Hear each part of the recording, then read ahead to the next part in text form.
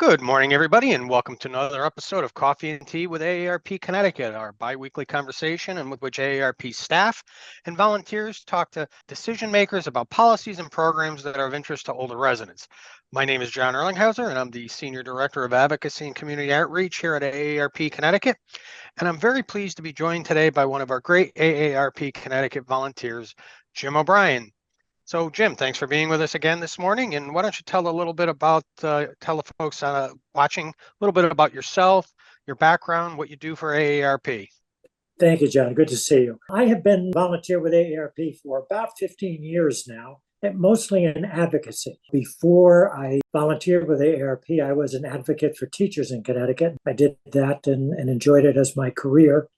Mostly I'm involved in advocacy, involved with the legislature. I work on federal issues and state issues. And I do a lot of work with the federal representatives, our Congress people. And I've been very pleased to be involved with AARP for all of that time. That's great. And I'd be remiss if I didn't say that you've now recruited your wife to be a Yes. volunteer with us as well, which is great. And Jim is just a representative of the hundreds of volunteers we have in Connecticut that work on AARP issues. So, Jim, thanks for that and for all that you do on behalf of AARP. So, we're also, today's show is going to be a little bit different, but we're also joined by Khelan Bhatia, who's the Campaign Operations Director for the AARP National Office. So, Khelan, welcome, and why don't you tell us a little bit about yourself, what you do at AARP, and whatever you think would be helpful for the folks to know about you. Happy to do that, and good afternoon, everybody. Hi, John. Hi, Jim. Thanks so much for letting me hop on today to talk a little bit about our voter engagement and election work. I've been with AARP for a little over 20 years, and my current job is I run AARP's nonpartisan voter engagement campaign, Voters 50 Plus, Our Voices Decide. I also do run our prescription drug campaign and a number of other things, but for today's purposes, we're going to talk about elections because we're just a couple of weeks away from Election Day. Absolutely. That's really, really good. So, Jim, why don't you take it from here? Khelan, if you could talk to us about AARP's national effort on voter engagement, and in particular about what AARP is looking for on national and federal issues. Absolutely. It's a great question, Jim. So, AARP, every election cycle, we get engaged and we do two major things, one of which is we let our members and voters generally, especially those who are older voters, we let them know about how, where, and when to vote, meaning voting procedures in every state. And it looks a little bit different in every state. Some states allow for early voting, in-person early voting. Some states allow for vote by mail. Some states allow for absentee voting. Some don't. And so because we don't have a uniform national voting system in the country, it's administered by states and in some cases by localities.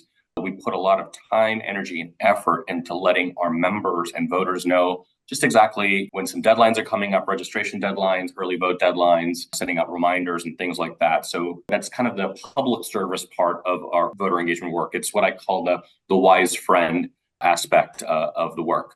The other part of AARP's work, and we do this in a nonpartisan fashion, we'll get more into that in a few minutes, I know, but we're the fierce defender of our priorities on the federal level, the state level, and the local level. And the way we do that is by encouraging candidates to talk about our issues, our priorities, through a variety of different ways, and make sure that those issues become so central as to part of their platforms that that they end up talking about these issues, and after they're elected, we can work with them and hopefully turn them into champions on our various priorities. On the national level, it's protecting Social Security, not only for current retirees, but also for future retirees. We know that people have paid in to Social Security over a lifetime of hard work, and it's their money, and we want to make sure that they get that money that they've earned. And then the other major issue that we're focusing on in this election cycle is helping family caregivers. There are 48 million family caregivers around the country. They're 1 in 5 voters around the country. They contribute $600 billion nationally on an annual basis on unpaid labor. And oftentimes they're working, but they're taking care of aging parents or a spouse or another loved one. And they're really the front line of defense, in keeping people independent in their homes as they age. We know that people want to stay in the homes that they built over several years, and they want to stay there, as they age. And family caregivers are the way that folks can do that, and they're stretched to the limit, quite honestly. And we are trying to work to make sure that they have, get a little bit more time, a little bit more money, and more support. And we've injected that issue into this election by getting the candidates to talk about it, and as well as getting political influencers to talk about it as well. And underlying all of that is we remind the candidates, we remind political influencers, including the media, that older voters show up in larger numbers in every election cycle. They make up the majority of the electorate. In 2020, nationally speaking, 55% of the electorate was over the age of 50. And there's certainly a majority in midterm elections like we saw back in 2022, where there were 64% of the electorate. All of our bipartisan polling that we've done in the battleground states have shown that older voters are also more motivated to show up to the polls than younger voters. And so we help make that connection with the candidates. We say, older voters are going to show up. They've shown up historically. They're more motivated to vote. Here's what they really care about. They care about their Social Security. They want to make sure that you're talking about policies that help family caregivers, and it's in your best interest to talk about these issues. It's both good policy and good politics. Covered a lot of ground there. So you mentioned a couple of things, and let me just, Jim, I know you like to talk about how you've never missed an election, have you? One in all his life. I think I missed one referendum in my other town. Yep. But you did mention a couple of things, Khelan. So let me do comment on, for example, you talked about early voting. Connecticut, this is our first election with early voting. We were one of only 4 states that didn't have early voting. So AARP helped champion the passage of the early voting referendum 2 years ago. So folks should know, October 21st to November 3rd, there's 14 days of early voting, including 2 days on the 29th and 31st, where polls are open to cast your ballot in person till 8 p.m. So you can do that. Most likely each town has one location, and it's generally at the town hall, but you can check with your town, your registrar of voters. So I just did want to mention that, and the statistics on caregiving and voting turnout pretty much mirror the national numbers in Connecticut. So we have a really good turnout. So you also mentioned a couple other things. So let me ask you this, Khelan. You said we do nonpartisan voter education. AARP endorse candidates, make contributions to candidate committees. How do they, what's the word there for people so they understand? We get that question every election cycle, not only from our members, but oftentimes from candidates and as well as other entities that are out there. AARP is one of those unique organizations that gets really involved in policy and in advocacy, but that doesn't make contributions to candidates or their campaigns or endorse candidates or their campaigns. Our power really derives from the fact that our members show up to vote. We have, millions of members around the country, several 100,000 in Connecticut, and they show up in very, very high numbers. And so, the point I made earlier is not only do, older voters over the age of 50 show up in large numbers and make up the majority of the electorate in virtually every election cycle, AARP members also show up in really, really high numbers. And we have the ability to communicate directly with AARP members, just like we're doing right now, through a variety of ways, through teletown halls, through email, through texting, through social media, through the AARP bulletin that gets mailed to AARP members directly. And in fact, the October bulletin, which many of you have already received, the cover story is interviews with Vice President Harris and former President Trump, where they're talking about our issues. And this is a really big deal. The two have only met once to debate. That was back in September. It's very unlikely that they're going to debate again before the election. And, a few weeks before everybody shows up to vote, or if you start voting early on October 21st, just as John mentioned, you now have the ability to see where both former President Trump and Vice President Harris stand on our issues, which includes Social Security, helping family caregivers, lowering prescription drug costs and prices, Medicare, and other issues as well. So we are able to convince the candidates that it's, again, in their best interest to work with us and work on our issues, because there's a lot of widespread interest in our issues. And what's nice is our issues are really, I like to think, bipartisan. They really run the gamut across the ideological spectrum, that If you paid into Social Security, it doesn't matter if you're a Democrat or Republican or independent, this is the money that you've earned. You paid into it over a lifetime of work. If you're a family caregiver, it doesn't matter if you're liberal, conservative, or moderate. If you're a family caregiver, this is something that you do to help your loved ones, stay out of expensive nursing homes, so they can remain in the homes that, they've built up, their entire lives. And the candidates know that. They know that, hey, it's a good thing for me to talk about these issues. It's in my best interest to do that. And the candidates that don't talk about it or shy away from it, or in some cases, maybe even take negative positions on these, they find out very quickly that doesn't really work out, for their favor on election day.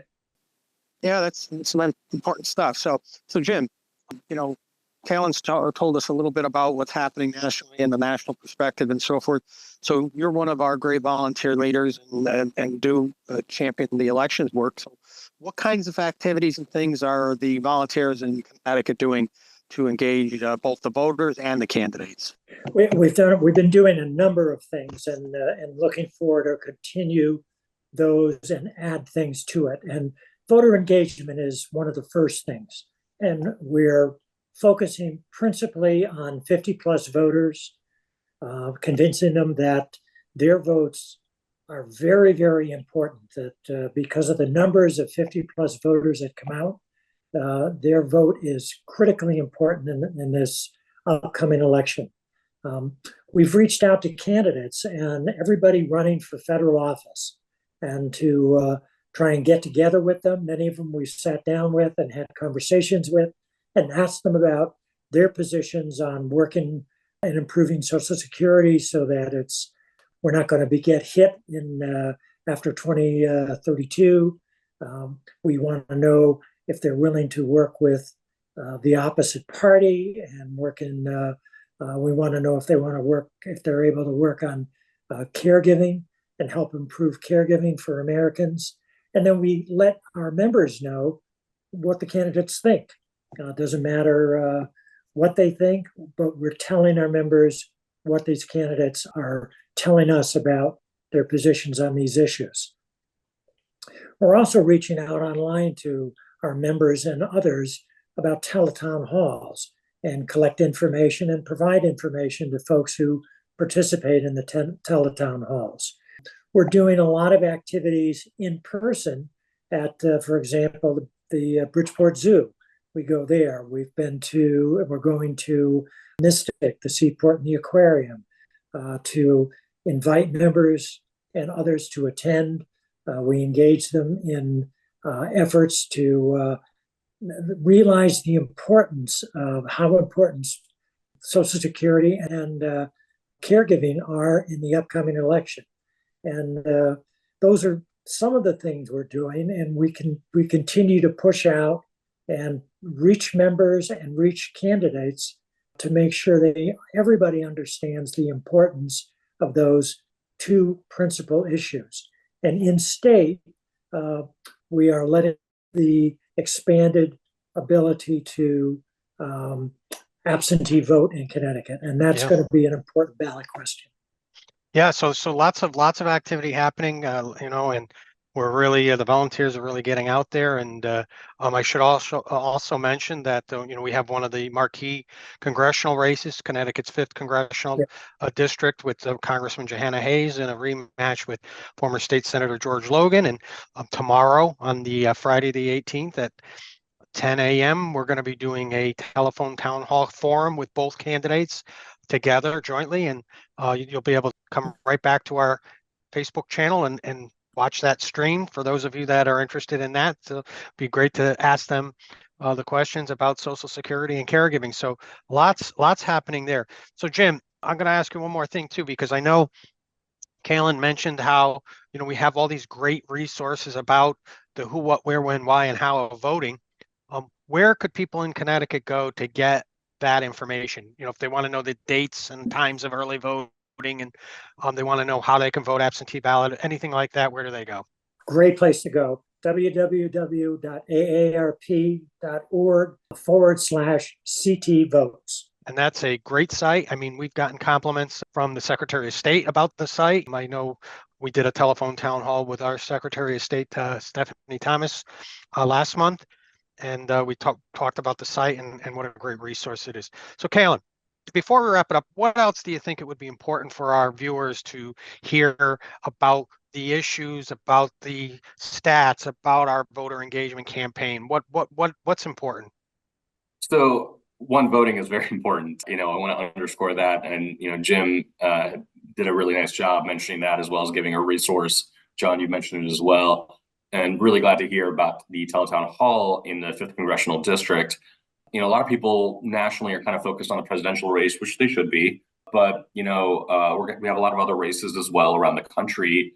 And the majorities in both the House and the Senate are incredibly close. Democrats have a very narrow majority in the Senate. Republicans have a very narrow majority in the House. That could easily flip in this election.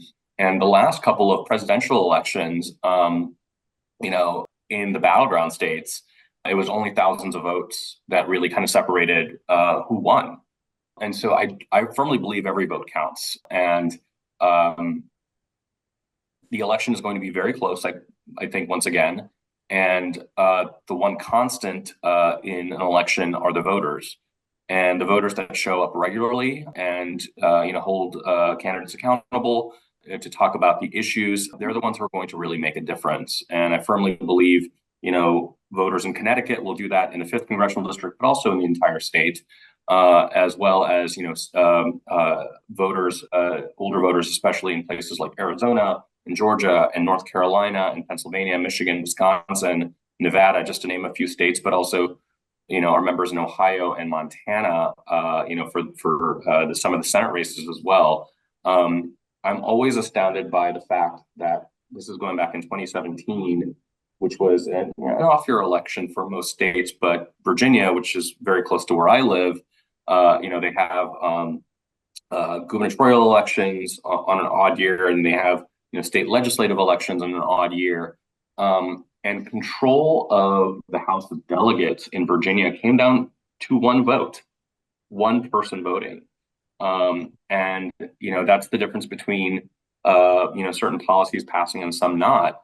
But we work with both sides of the aisle, and I think we've done a pretty good job of making sure that regardless of whether you have a D or an R next to your name or even an I next to your name, that you value our issues and our priorities and what our members really care about.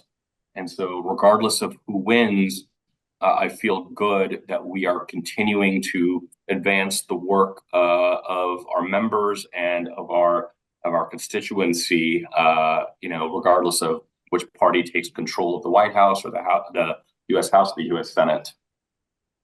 It's important work. And so, I think with that, I think we'll close it up. I do want to, first of all, I want to thank you, Khelan, for all the work you're doing at the national level and kind of herding us all in an important direction so that we are able to have the impact that we do on behalf of the 50+ voters. So thank you so much for joining us. And then Jim, as always, thank you for all the work you do. And you represent the volunteer team well, and we really appreciate all that you do on behalf of our members. Thank you. So with that, I think we'll close it out. And I'd like to just thank everybody for joining us for another episode of Coffee and Tea with AARP Connecticut. You can join us again in a couple of weeks for another episode. You can also catch back episodes on demand right here on our Facebook page or on our YouTube page. And you can scan this QR code to become an e-advocate and help us advance policies important to the 50+ voter in Connecticut. So thank you all, and you have a great rest of your day.